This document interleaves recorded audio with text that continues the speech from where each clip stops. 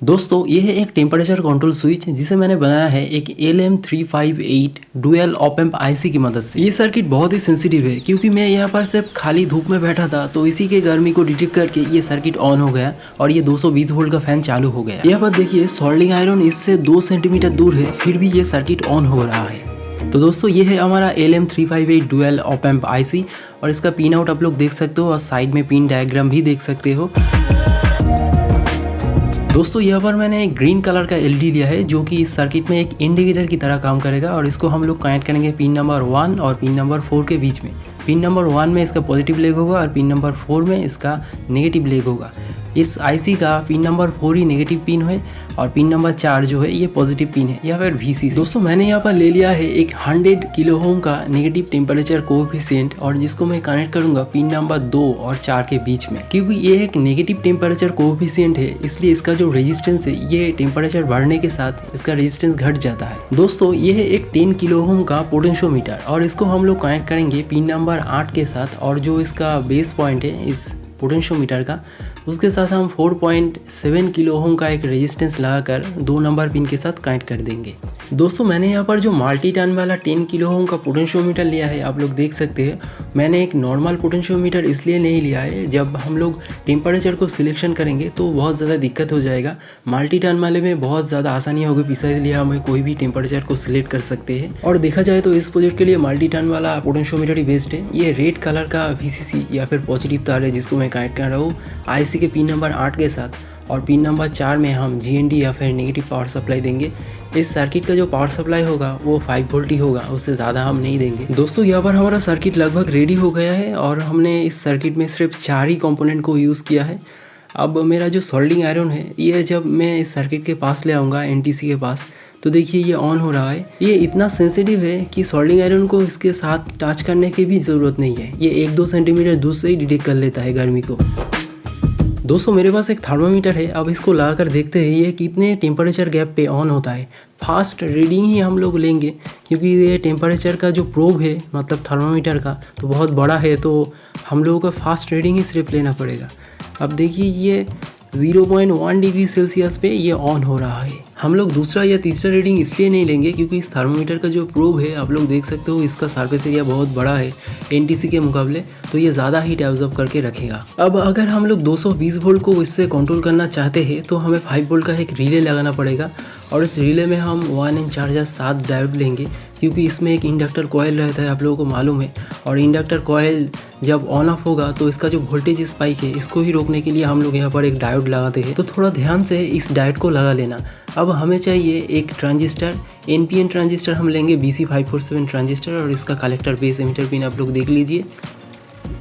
तो इस ट्रांजिस्टर का जो कलेक्टर पिन है या फिर फास्ट पिन उसको हम कनेक्ट कर रहे हैं इस डायोड के जो पॉजिटिव साइड है इसके साथ। अब जो हमारा 100 ओम का रजिस्टर है इसको हम लोग ट्रांजिस्टर के बेस के साथ कनेक्ट करेंगे। ट्रांजिस्टर के बेस का जो रेजिस्टेंस है ये 100 ओम से कम नहीं रखेंगे, इससे कम रखेंगे तो ट्रांजिस्टर ख़राब हो सकता है। अब इसका पॉजिटिव पावर सप्लाई देते हैं रिले में और इस साइड एमीटर में इसका नेगेटिव सप्लाई। अब जो हमारा सिग्नल पिन है क्योंकि एक NPN ट्रांजिस्टर है आप लोग समझ सकते हो कि इसमें हम पॉजिटिव सिग्नल देते हैं, तो इसका पॉजिटिव सिग्नल हम 100 ओम रजिस्टर में देंगे। अब आप लोग एक बार रिले का जो सर्किट है ये ओवरऑल देख लीजिए एक बार।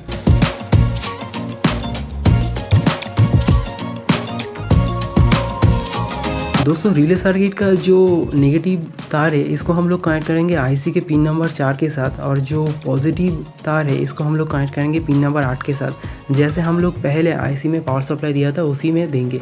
अब हमारा जो सिग्नल वाला तार था पॉजिटिव सिग्नल वाला रिले में तो उसको हम लोग कनेक्ट करेंगे पिन नंबर 1 के साथ क्योंकि इस आईसी का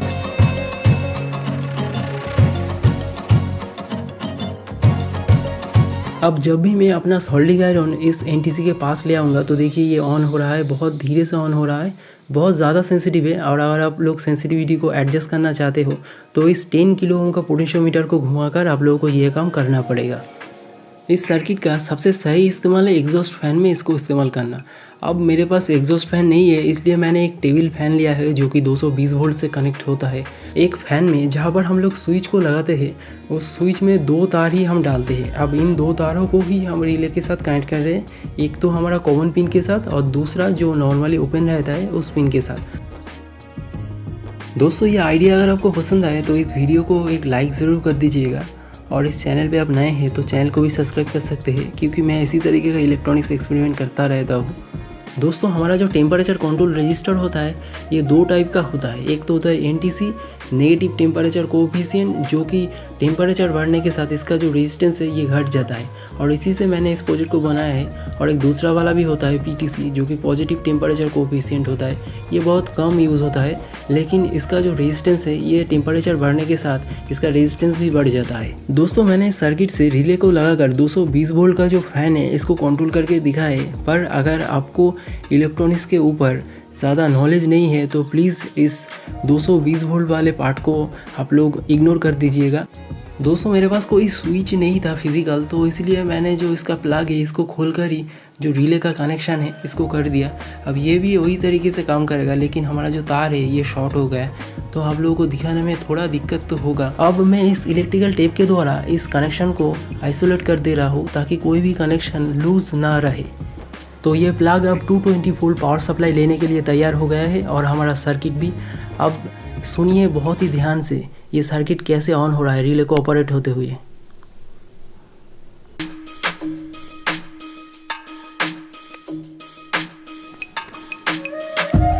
यहाँ पर मैं बहुत ही धीरे से एनटीसी के पास ले जा रहा हूँ ये मेरा सोल्डिंग आयरन, और ये ऑन हो रहा है। दोस्तों मैं इस पूरे सेटअप को छत पर लेके आया, पर छत पे बहुत ज़्यादा धूप होने के कारण मुझे सोल्डिंग आयरन लेने की ज़रूरत नहीं पड़ी। आप लोग देख सकते हैं कि इस धूप में कितना ज़्यादा गर्मी था। ये ऑन कर रहा है। अब मैं फ़ैन का जो हवा है इसी से इस सेंसर को ठंडा कर रहा हूँ, तो ये ऑफ हो रहा है, और अपने आप ही ये धूप पर जब गर्म हो रहा है तो चालू हो रहा है। मैं बाहर से कुछ नहीं कर रहा हूँ। तो अब हम इस सर्किट को जब एग्जॉस्ट फैन में लगाएंगे तो इसी तरीके से ये काम करेगा। अब मान लीजिए गर्मी के कारण बहुत ज़्यादा रूम टेम्परेचर में चला गया, तो तब ये फ़ैन ऑन हो जाएगा, ऑन रहेगा तब तक जब तक ये टेम्परेचर के नीचे नहीं आ जाता है।